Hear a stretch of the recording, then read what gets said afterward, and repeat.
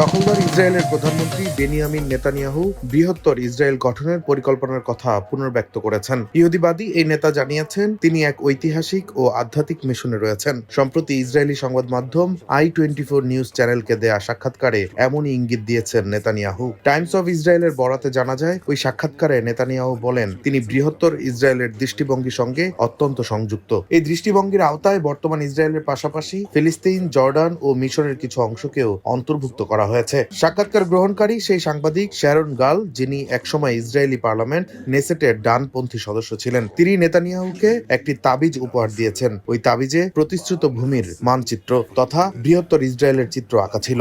এ নিয়ে নেতানিয়াহুর কাছে তিনি এই ধারণার সঙ্গে সংযুক্ত কিনা সেটি জানতে চাইলে সে জবাবে নেতানিয়াহু বলেন অনেক বেশি। ঐতিহাসিকভাবে এবং আধ্যাত্মিকভাবে তার মিশন থাকার বিষয়েও সম্মতি জানান তিনি। 1967 সালের জুন মাসে 6 দিনের যুদ্ধে দখলদার ইসরায়েল পূর্ব জেরুজালেম, গাজা উপত্যকা, সিনাই উপদ্বীপ এবং গোলান মালভূমি দখল করে নেয়। এই অঞ্চলগুলোই বৃহত্তর ইসরায়েল ধারণার মধ্যে পড়ে। অনেক আগে থেকেই নেতানিয়াহুর লিকুদ পার্টির অনেক ডানপন্থী জায়নবাদী নেতা ঐতিহাসিকভাবে এই অঞ্চলগুলোকে ইসরায়েলের অংশ হিসেবে বিবেচনা করে আসছেন।